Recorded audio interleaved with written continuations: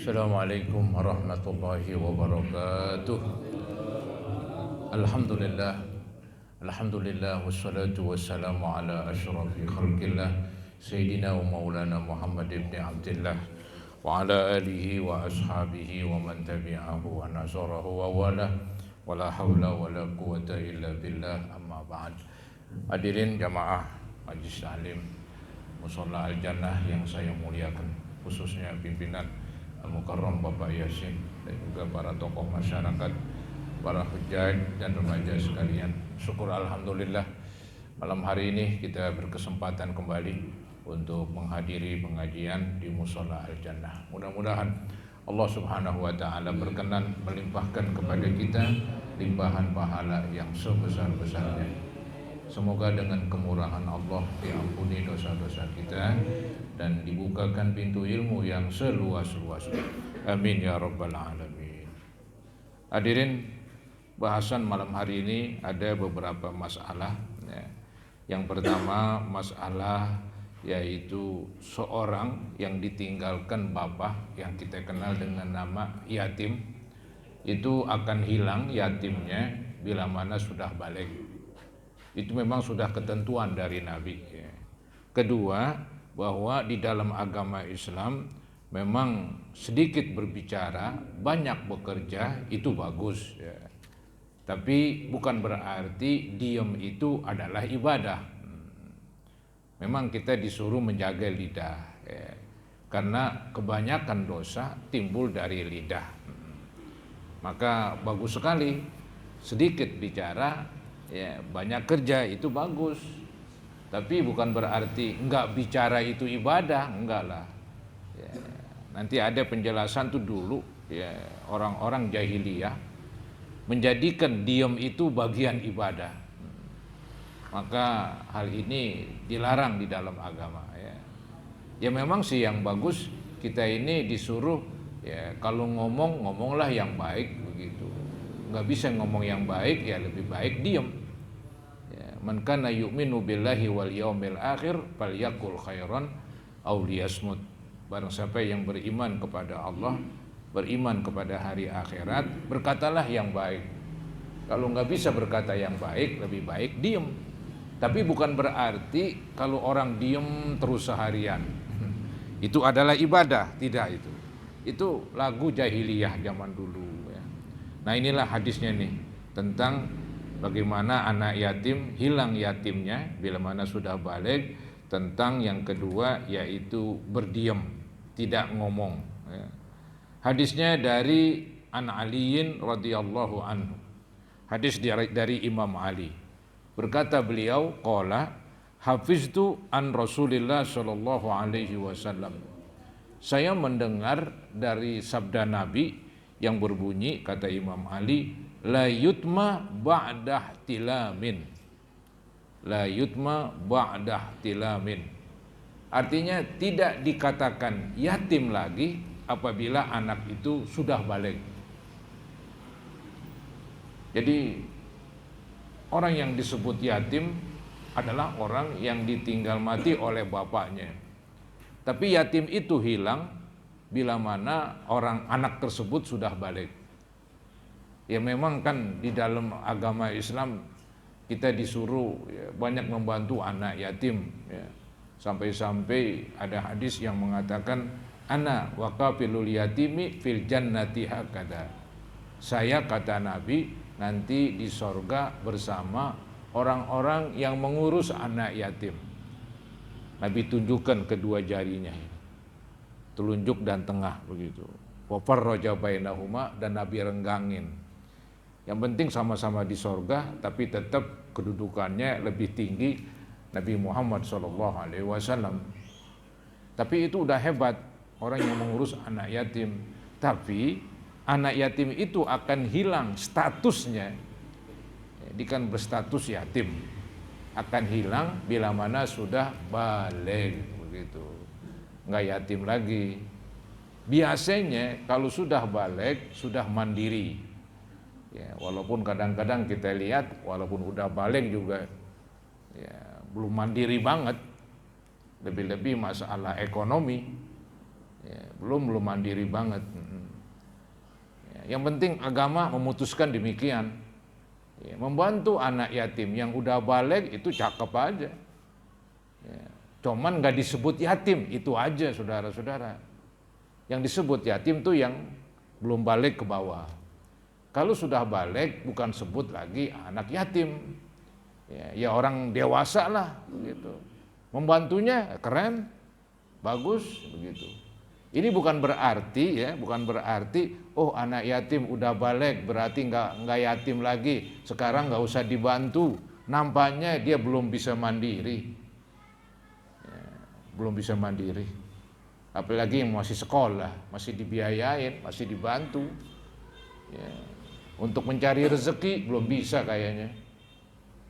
Jadi hanya saja bahwa anak yatim yang udah balik nggak disebut yatim lagi, itu aja sih. Bukan masalah membantu, masalah membantu sih itu berkenaan dengan ya orang yang butuh bantuan. Ya seperti orang yang lemah ekonomi, butuh bantuan. Ya, digambarkan tuh seperti ya para janda. Dia bukan yatim lagi, udah gede. Tapi kan kenyataannya ya, dia mungkin mandirinya susah, para janda itu.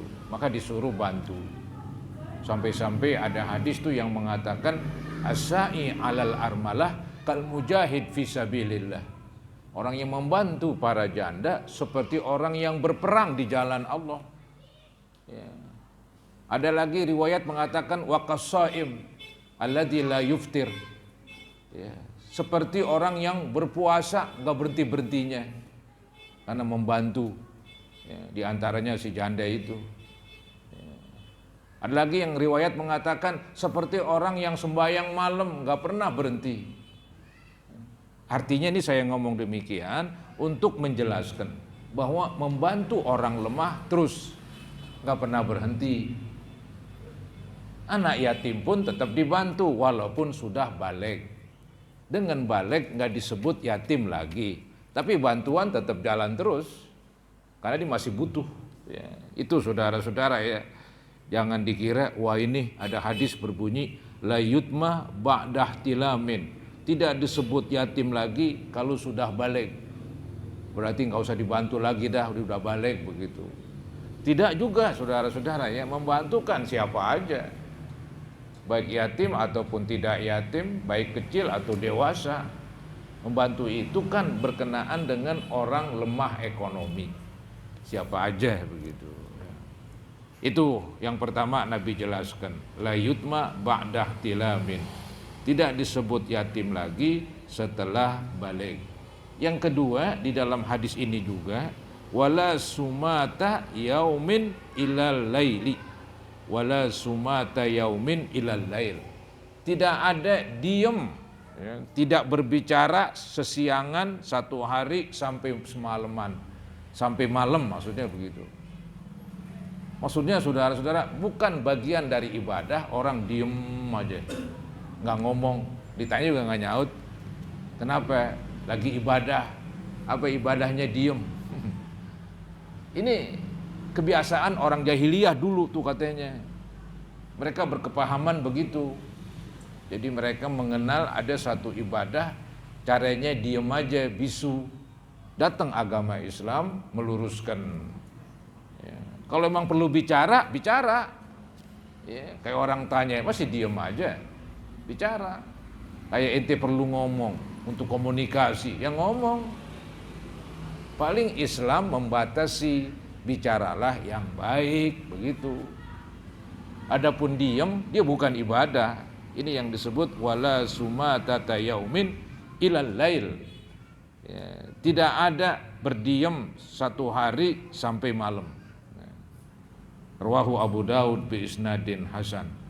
Qala al-Khattabi fi tafsiri hadzal hadis kana min nusukil jahiliyati as-sumatu. Adalah ibadah orang jahiliyah diam. Aneh itu memang. Maka disebut jahiliyah, apa jahil nih bodoh dia. Dia bodoh banget. Seperti mereka meyakini patung Tuhan, itu kan kebodohan. Patung Tuhan. patung itu dia yang bikin. Setelah itu disembah. Ini kan bukan main bodohnya. Ya.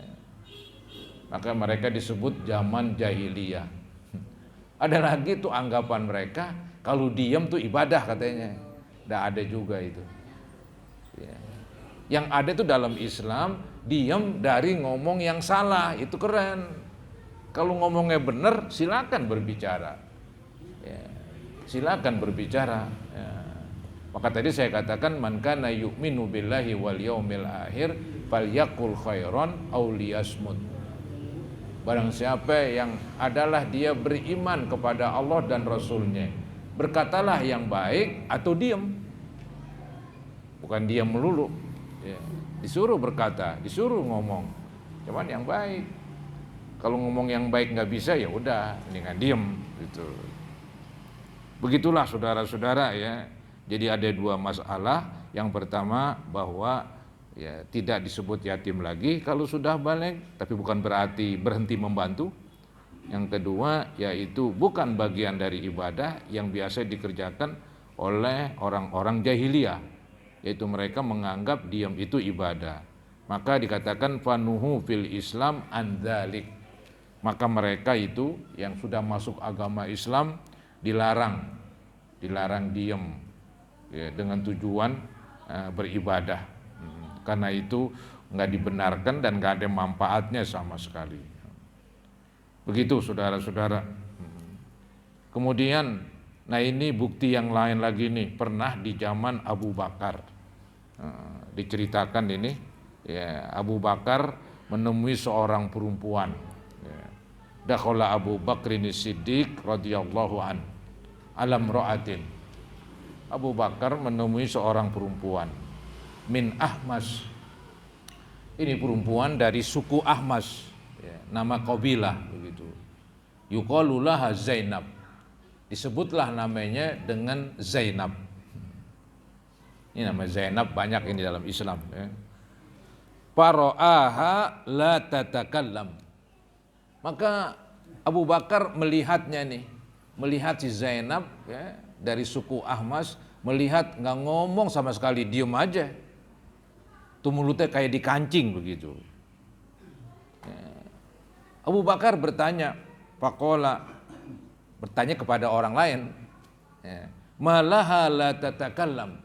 Kenapa itu? Dia si Zainab kok nggak ngomong sama sekali? Faqalu, orang-orang menjawab, hajat musmitatan. Oh dia, wahai Abu Bakar, lagi bikin haji, cuman dia dalam keadaan tidak mau ngomong waktu bikin haji itu. Karena beranggapan kalau bikin haji itu harus diam, gak boleh ngomong begitu, diam aja. Jadi ini pertanyaan ketika Zainab pergi haji. Abu Bakar bertanya, kenapa itu Zainab yang lagi bikin haji kok diam aja? Gitu. Ya dibilang itu bagian dari ibadah mereka. Maka faqala laha, maka Abu Bakar berkata, takallami, berbicaralah wahai Zainab begitu. Fa inna hadza la yahil, sesungguhnya ini tidak boleh. Ya. Hadza min amalil jahiliyah, ini kerjaan perbuatan orang-orang jahiliyah. Akhirnya nih perempuan namanya Zainab patuh dia, fatakallamat. Akhirnya dia bicaralah begitu. Jadi ini mungkin Zainab yang baru masuk Islam. Ya, kebetulan kan haji kan setahun sekali. Dia belum mengerti kali. Yang dia tahu dari turun temurun, kalau haji disuruh diam, dan diam itu ibadah. Begitu. Di dalam orang yang ngerjain haji. Nah, ini pas banget ketemu Abu Bakar tanya, ya langsung Abu Bakar lurusin. Itu nggak boleh cara begitu, ya, berbicaralah. Saudara, ini hadis katanya riwayat Imam Bukhari. Ya, jadi diam itu memang sesuatu yang penting. Kalau dari ngomong yang jelek, ya, dengan diam. Tapi kalau ngomong yang baik, yang penting ya berbicaralah. Ada hadis memang yang berbunyi aktsaru khata ibni Adam bil lisan. Kebanyakan dosa manusia ada di lidah. Kebanyakan begitu saudara-saudara. Kalau mau dilihat-lihat begitu, ya, dibanding-bandingin dosa pada tubuh kita, anggota kita, itu yang paling banyak mulut itu. Ya, mungkin tangan belum gaplokin orang, kaki belum nendang, atau tangan belum ngambil milik orang lain begitu. Tapi mulut kita udah kemana-mana. Itu dia. Mulut ini udah berbicara macam-macam, berbicara yang haram dosa, berbicara yang baik ya nggak dosa, dan malah dapat pahala. Nah kadang-kadang manusia kurang ya, waspada begitu. Ya, kalau dia ngomong udah terlepas, kurang kendali, akhirnya ngomong sembarangan. Ya, kata orang ngerumpi, ghibah dah begitu, dosa lagi. Nah kalau begitu sih mendingan diam. Ya, tapi semata-mata diam menunjukkan ibadah, enggak lah, itu dilarang dalam agama. Ya. Jadi itu saudara-saudara. Atau boleh jadi ini perempuan bernazar. Ada orang bernazar, ya saya nanti kalau haji saya bernazar mau diem aja. Itu nazar nggak ada gunanya, itu nggak disuruh kerjain. Ya. Pernah tuh di zaman Nabi ada seorang laki-laki hari Jumat berdiri aja di tegalan sambil dengerin khutbah, kepanasan. Tahu sendiri di padang pasir kepanasan. Nabi lagi khutbah di masjid, Nabi lihat begitu. Ya, maka Nabi tanya itu siapa itu? Oh itu si Anu, si Israel namanya. Ya, namanya Israel. Kenapa? Oh dia wahai Nabi bernazar ketika hari Jumat dengerin khutbah mau diri aja kepanasan. Ogah duduk begitu. Bahkan ogah ngomong lagi. Ya, akhirnya kata Nabi suruh duduk. Ya, begitu. Ntar suruh ngomong. Jadi nazar semacam itu nggak acis itu. Nggak ada gunanya. Maka tuh ulama simpulin tuh. Nazar dia nggak masuk kepada hal-hal yang bukan ibadah. Nazar itu masuk hal-hal yang ibadah itu. Yaitu ibadah yang sunat gara-gara nazar berubah menjadi wajib. Kalau yang sifatnya nggak sunat, nggak dianjurkan, nggak sunat, ya gitu, dia bernazar itu nggak ada pengaruhnya, nggak ngepek kata orang sekarang, nggak ada efeknya itu, nggak ada akibatnya. Misalnya saya bernazar, kalau saya sembuh ntar saya mau makan sate kambing, mau makan kayak mau kagak kayak nggak ada urusan itu, karena makan itu mubah, bebas. Ya, saya bernazar nanti kalau ada acara mau begadang, ya mau begadang, mau tidur. Itu nggak ada urusan itu dengan nazar yang hubungannya yang bukan ibadah. Kalau ibadah baru tuh masukin nazar, berubah jadi wajib. Ya seperti kalau lulus ujian, kalau diterima kerjaan, saya mau sedekah 100.000. Lulus, diterima kerjaan, wajib sedekah. Karena sedekah itu sunat. Karena sedekah itu gara-gara nazar berubah naik pangkat jadi wajib. Ya, begitu. Jadi hal-hal yang sunat itulah yang bisa dinazarin. Yang bukan sunat kayak tadi itu, kalau haji nanti mau diem aja lah, mau diem mau ngomong. Kalau nanti ada hari Jumat mau sembahyang Jumat, tar mau diri aja diterik matahari. Oh, itu namanya nyakitin malah. Ya. Jadi bagi saudara-saudara, boleh jadi perempuan tadi pergi haji nazar diem. Karena mungkin ngikutin dulu tuh pengaruh-pengaruh dulu. Pengaruh-pengaruh sebelum Islam, zaman jahiliyah. Maka Abu Bakar lihat tuh begitu. Abu Bakar larang, jangan berbuat demikian. Berbicaralah yang baik begitu. Ya. Juga tadi kan Nabi sudah ngomong, wala sumatata yaumin ilal lail. Tidak boleh atau tidak ada diam sampai malam. Berbicara. Cuman kalau berbicaralah yang baik. Itu saudara-saudara dua masalah, yaitu masalah yatim akan hilang ketika sudah balik. Yang kedua, diam dikatakan ibadah, itu tidak. Kemudian Ini ada lagi masalah yang lain.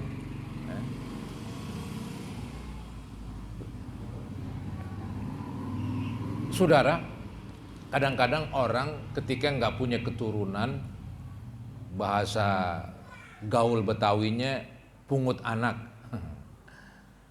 Pungut anak zaman sekarang disebutlah mengasuh. Ya, mengasuh anak, maka bapaknya disebut bapak asuh, mamanya mama asuh, begitu. Itu hanya bahasa aja. Ya, dalam agama membantu anak, mengasuh anak udah bagus aja. Yang nggak boleh menghilangkan nasab, menghilangkan garis keturunan. Ya. Misalnya ini bayi bin Pulan, ya. Saya pungut, saya ambil, saya minta sama keluarganya untuk saya ya berikan ya istilahnya bimbinganlah kebutuhannya dari bayi sampai terus gitu. Cuman ini anak nggak diberitahu siapa bapaknya, nggak diberitahu siapa mamanya, malah yang mungut ini ngakuin, nah nih mama kamu, itu bapak kamu, itu yang haram. Itu yang haram. Jadi bukan mungutnya, bukan jadi bapak atau mama asuh itu yang haram. Yang haram menghilangkan nasab, menghilangkan garis keturunan, dirobah jadi bin yang mungut. Ya, itu ngepeknya itu serem, itu efeknya. Kalau tuh anak perempuan, kan mestinya kan kalau dia menikah walinya bapaknya. Nah ini yang mungut bukan bapaknya, jadi wali. Ntar bagaimana tuh dah? Hancur aja udah. Berzinahan. Ya. Berat. Ntar anaknya jadi apa? Bahasa kasarnya anak zina semua. Susah. Jadi bapaknya bapak nggak sah. Ntar tuh bapak nggak sah nikahin lagi anaknya. Terus berantai. Agama melarang. Dulu pernah tuh memang Nabi Muhammad, karena itu memang adat jahiliyah. Adat jahiliyah itu kalau kita istilahnya mungut anak, mengadopsi bahasa kerennya, boleh-boleh aja. Bahkan langsung diganti bapaknya. Anggap tadi bapaknya seperti siapa nih? Seperti zaman Nabi Zaid bin Harithah, diganti Zaid bin Muhammad. Zaid bin Muhammad. Dulu Nabi Muhammad pernah begitu. Turun tuh ayat, maka Muhammadun aba ahadim mirrijalikum. Begitu. Itu kebiasaan jahiliyah begitu. Nabi pun juga terpengaruh sebelum jadi nabi. Ya. Setelah itu ada larangan Allah. Maka Nabi Muhammad SAW kembaliin lagi tuh Zaid bin Harithah. Yang tadinya Zaid bin Muhammad. Nah itulah jadi patokan semenjak itulah nggak boleh ya menghilangkan garis keturunan, nggak boleh menghilangkan garis keturunan. Kita memelihara anak orang silakan, bagus, itu kita berarti berbuat baik. Ya. Cuman jeleknya nih ya, kalau tuh anak perempuan yang kita pungut, ntar tuh anak perempuan udah gede, dia nggak boleh berduaan sama kita yang mungut. Karena bukan mahram, nggak ada hubungannya. Kecuali yang kita pungut ponakan kita, itu masih nggak ada masalah, ya, nggak ada masalah begitu. Kalau kita pungut anak laki, ntar sama bini kita namanya apa itu dia? Orang lain, bukan mahram. Kecuali ponakan bini. Kusut udah nih. Akibatnya tuh kesono kemari, bercabang-cabang. Ya, yang enak sih mungut anak, bagaimana caranya tuh? Yang enak sih jangan satu rumah, biar di rumahnya kita yang ngurusin. Dalam arti biayanya kita. Ya. Kalau satu rumah dengan kita serba salah. Kalau tuh yang kita pungut anak perempuan, ame kita boleh kawin sama dia, bukan main, karena dia orang lain. Anggap ada bayi perempuan. Kita gedein, kita besarkan dia, udah gede, kawin sama dia. Bapak kawin sama anak, Tapi bukan bapak bener itu. Bapak-bapakan. Boleh itu. Karena dia bukan bapak benar. Bisa terjadi, bisa terjadi. Ya. Misalnya ini ada seorang suami nggak punya anak, ya. Dimungut anak perempuan dah, dibesarkan. Kebetulan bininya nih meninggal. Daripada orang gue kasih mendingan. Ya. Ntar nikah sama bapaknya kudunya. Kalau bapaknya nggak ada, anggap kita mungut di jalanan atau di sampah kali. Tempat sampah ada anak perempuan, bayi. Kita besarkan, kan nggak ketahuan bapaknya. Nanti waktu kita nikah dengan dia, walinya hakim. Bapaknya nggak ada. Cari-cari nggak ketemu, orang buang anak. Begitu. Ya. Jadi kesimpulannya sih, mengurus anak orang udah keren aja sih, suatu kebaikan. Cuman mengatakan anak ini bin saya, ini yang bahaya. Kalau emang itu anak bukan anak saya, itu yang nggak boleh. Ya. Ini ada hadisnya nih. Ya. Wa an Sa'd bin Abi Waqqas radhiyallahu an. Anna Nabiy sallallahu alaihi wasallam qala. Hadis dari Sa'ad bin Abi Waqqas bahwasanya Nabi bersabda, "Manidda'a ila ghairi abihi." Siapa-siapa yang mengaku-ngaku kepada yang bukan bapaknya. Ini anak durhaka ini ceritanya ini. Barang siapa yang mengaku-ngaku kepada bukan bapaknya. Wa huwa ya'lamu annahu ghairu abihi. Padahal yang bukan bapaknya yang diaku-aku tuh diketahui emang bukan bapaknya. Fal jannatu alaihi haramun. Maka sorga atasnya haram. Maksudnya begini, ada seorang anak ya, diasuh oleh seorang bapak. Ini bapak orang kaya kali ini, orang besar begitu ya. Nah si bapak yang ngasuh ini bilangin, "Nak, bapak lu no saanuno." Ya, yang sekarang tinggal di mana itu? Jauh sono. Citayam kali. Ya. Nah, bapak lu si Pulan bin Pulan, alamatnya ini silakan dah kunjungin Ki. Saya sih cuman besarin doang, kamu ya ngerawat sampai besar begitu. Bapak bener sono, bukan saya begitu. Dia ogah dia, tetap bapak saya bapak begitu. No ogah, no orang miskin kok jadi bapak saya. Itu anak durhaka itu, sorga haram itu. Nggak mengakuin bapaknya, padahal udah tahu si Anuno yang di Citayam bapaknya. Dia dibesarkan oleh bapak angkat, oleh bapak asuh. Untung bapak asuh pintar nih, dibilangin. Ketika udah gede dibilangin. Emang masih kecil, emang susah bilangin bagaimana dia nggak paham. Udah gede, udah balik, bilangin tuh dah. Nak, kamu sebetulnya bukan anak bapak nggak punya anak. Atau punya anak atau duang no. Kamu dulu saya pungut, artinya saya pelihara dari bapak kamu namanya anu ya, kampungnya sekarang dia di Citayam ya. Ya Citayam lah begitu. Kalau perlu bilangin alamatnya. Silakan datengin, ntar balik lagi kemari. Jadi bukan dibuang, bukan. Ini anak oging dah begitu. Tetap bapaknya ini juga nih yang kaya. Haram tuh anak durhaka sama bapak yang asli. Gak bisa. Nah ini anak nih ogah ngakuin bapak. Ya, ogah ngakuin bapak. Ada juga bapak yang mungut, bapak yang melihara. Ya apa? Dia nggak mengatakan sebenarnya, malah dimengakuin anak yang dipungut adalah anak bener. Ya, nggak boleh juga. Bisa jadi seorang bapak ngakuin tuh anak pungut anak bener, itu haram, dosa besar. Kalau yang barusan seorang anak nggak ngakuin bapaknya, nggak boleh.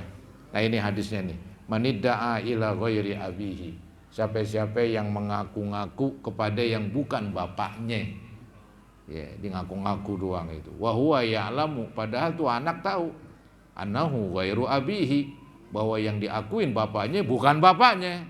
Fal jannatu alaihi haram, surga haram atasnya. Hadis riwayat Bukhari Muslim. begitu. Jadi ini anak ceritanya. Cuman zaman sekarang bapaknya malah yang sering. Anak nggak dibilangin, itu salah itu. Mesti dibilangin. Ada yang laporan sama saya, dibilang Pak Ustadz bagaimana ya bilanginnya? Ya, ntar deh bagaimana, di stres dong begitu. Ya udah nanti bilangin, udah gede dah pelan-pelan. Ya, tapi dia mengerti. Yang penting kan kamu jangan usir, tetap di rumah kamu, tetap kamu pelihara seperti anak dulu. Tapi kan kamu harus beritahu dong, siapa bab, jangan disembunyiin. Kalau disembunyiin yang salah bukan anak, bapaknya. Anggap bapak angkat nyembunyiin terus sampai bapak angkat mati. Aduh, dosa itu. Bawa dosa saudara-saudara. Inti secara ekonomi inti rugi ngurusin anak begitu. Tapi gara-gara inti ngurusin anak inti jadi neraka. Kenapa? Karena nggak memberitahu, tetap nutup-nutupin. Yang repot sekarang bikin KTP, ini kan repot banget ini. Anak boleh mungut, artinya anak orang lah begitu. Kita besarkan, entar KTP-nya bagaimana, kakaknya bagaimana, repot emang. Tapi ya diusahakan lah. Maka dari itu ya diberitahu lah belak-belakan bagaimana caranya, itu si care lah masing-masing bisa itu udah ngatur. Ya, yang penting nih anak nggak jadi stres. Jangan nih anak dibilangin bahwa kita ini bukan bapaknya, kita ini sebagai bapak asuh, kita ini hanya membesarkan, langsung dia nyari tambang, gantung diri. Itu sih anak semprul kalau begitu tuh. Stres terus. Maka dididik kudunya. Kalau dididik agama nggak begitu. Dididik yang benar. Kalau didik yang benar, insya Allah nggak demikian. Dia menyadari, oh kalau gitu saya hanya dibesarkan oleh bapak. Aduh terima kasih begitu. Jadi bapak saya si Anu, iya. Ayo gonterin ke sono misalnya kan. Main. Kan keren kalau begitu. Karena si bapak ya pandai ini mengurus, si anak juga mengerti karena dia udah dewasa, dibesarkan dengan agama. Kemudian di hadis kedua juga demikian ini. Wa an Abi Hurairah radhiyallahu anhu, anin Nabi sallallahu alaihi wasallam qala, la targhabu an abaikum. Janganlah kamu berpaling dari bapak kamu. Ogah dia pakai bin bapaknya. Tadi saya bilang, contohin, mungkin bapaknya orang susah di Citayam sono. Dia pengen bin bapak yang ngasuh, yang orang kaya pejabat lagi, top begitu kan. Ya, maka Nabi larang begitu, la targhabu an abaikum. Janganlah kamu berpaling dari bapak kamu yang sebenarnya. Berpaling ke bapak yang mungut, ke bapak yang mengasuh. Walaupun bapak yang sebenarnya orang susah, walaupun bapak yang sebenarnya maaf ya orangnya jelek apalah begitu, tetap aja di bapak kita. Nggak bisa dihilangin itu dalam agama.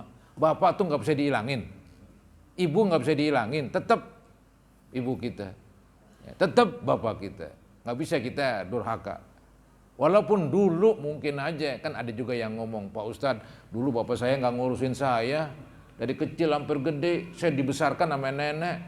Emang saya mesti berbakti juga? Tetap berbakti. Tahu gak, ente itu gak bakalan ada kalau gak ada bapak lu. Kalau gak ada bapak ente gak ada.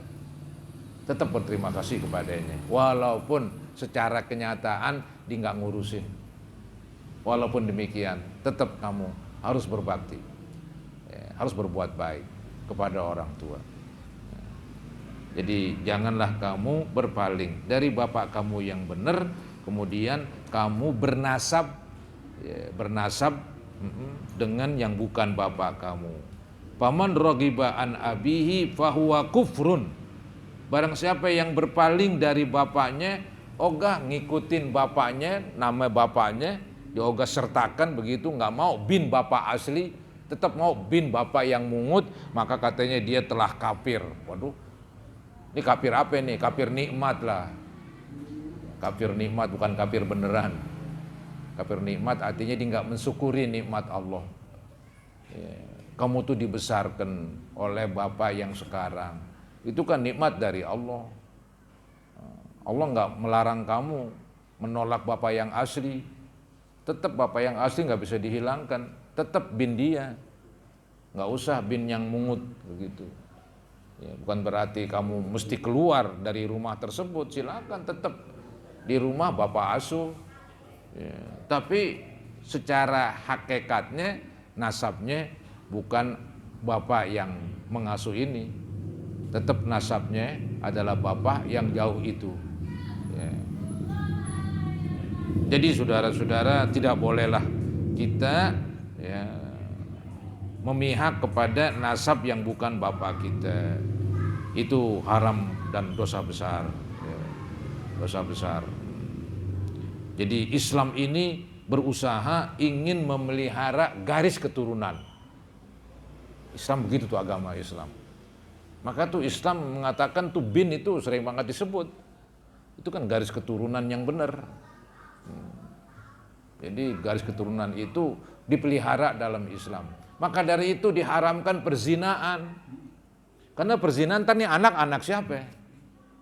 Jadi nggak ada garis keturunan, berhenti di situ dia. Iya, ini anak bin siapa? Bin bapaknya nggak ada bapaknya. Ya. Bin apa? Salome. Apa Salome? Ya, boleh itu. Jadi nggak jelas jadinya gara-gara berzina, korban nih anak, korban. Ya, kasihan. Maka tuh kalau orang berzina bukan anak yang dosa, bapak mamanya berdua itu. Ya, yang berzina itu. Maka yang ada itu dalam kitab fikih, kalau dia hasil berzina ini bapak dengan seorang perempuan, kemudian nih bapaknya anggap meninggal atau kabur, udah nggak ketahuan ceritanya, maka nih anak yang dilahirkan oleh ibu tersebut tetap anak dia karena dia yang ngeluarin. Jadi nggak perlu bin bapak yang kabur, bin mamanya aja, siapa mamanya, begitu. Kayak Isa bin Maryam, Isa bin Maryam, bapaknya emang itu emang nggak ada emang. Allah ciptakan Isa, Nabi Isa dengan kun fayakun, nggak pakai bapak. Ya itu sih nggak aneh, Allah maha bisa. Nabi Adam nggak pakai bapak, nggak pakai mama, bisa. Nabi Isa malah ada ibunya, bapaknya kagak. Ya. Kalau kita ya semuanya ada lah, bapak ibu ada. Ya. Jadi saudara-saudara, nggak boleh lah istilahnya anak berpaling dari bapak asli. Walaupun bapak asli miskin dan hina, tetap bapak asli nggak bisa hilang. Bapak yang tidak asli, yang ngurusin tetap dihormatin karena dia telah berbuat baik. Selanjutnya, ya, selanjutnya ada pertanyaan kali? Ya. Kalau anak dirawat sama ibunya, anak cerai, bapaknya murtad sampai dewasa akan dikasih tahu, itu pasti harus dikasih tahu nggak tuh? Atau bapaknya udah kafir? Baik. Jadi ada seorang anak begitu ya, punya bapak, punya ibu, resmilah begitu. Cuman nih bapaknya murtad begitu kan? Saya mesti memberitahu juga itu, beritahu juga namanya, walaupun doanya nggak sampai, karena dia murtad. Dan dia nggak bisa, kalau tuh anak perempuan nggak bisa menikahin, tetap nanti walinya wali hakim. Jadi ada seorang perempuan ya, beragama Islam menikah dengan orang anggaplah dari kafir masuk Islam. Setelah masuk Islam punya anak, balik lagi kafir. Ini perempuan bener nih, gogah kalau gitu gue pulang. Ya itu begitu mang, mesti bercerai, mesti berpisah, dibawa anak sudah. Nah tetap ini anak yang didapat dari bapak yang udah murtad, tetap kita beritahu bapaknya siapa. Cuman tetap aja, kalau ini anaknya perempuan, tuh bapak murtad kalau masih hidup, dia nggak bisa menikahkan, begitu. Ya, nggak bisa menikahkan. Binnya nggak boleh taruhin ya? Binnya. Nggak apa-apa sih, nggak apa-apa. Biarin dah bin Yohanes ke. Iya, nggak apa-apa sih, cuman sekedar bin. Iya, sekedar bin. Kalau anak temu begitu nggak jelas ibu bapaknya itu boleh saja itu yang miara wali itu. Nggak jelas ya seperti Pak Ustadz tadi bilang itu karena nemu gitu kan? Iya, nemu. Nggak tahu orang tuanya yang mana di mana nggak tahu. Terus? Ya diambil diasuh. Terus? Yang nggak tahu itu orang tuanya yang aslinya nggak tahu. Terus? Kalau dewasa kan anak perempuan. Mm-mm. Nah ini yang miara ini yang itu gimana kalau udah Ya, baik. Saya paham. Jadi kasarnya nemu anak di sampah ini. Ya, Ceritanya begitulah singkatnya, nemu anak di sampah, anak perempuan lagi dipungut, dibesarkan, nggak ketahuan siapa bapaknya, mamanya orang buang. Ya, maka dibesarkan. Keren tuh dibesarkan. Ibadah besar itu. Ya, ngurusin anak bayi yang ditinggal bapak ibunya. Nah setelah besar, ini nggak ketahuan bapaknya emang. Apalagi mamanya nggak ketahuan juga tuh dah. Nah ini kita ya memang secara hukum agama dia nggak punya bin. Ya, bin siapa? Susah ini. Ya, masih bin bapak yang ngasuh, yang mungut, nggak bisa. Nggak bisa. Begitu. Ya udah nggak pakai bin. Cuman repotnya ntar mau bikin KTP, mau bikin kartu penduduk, repot banget itu memang.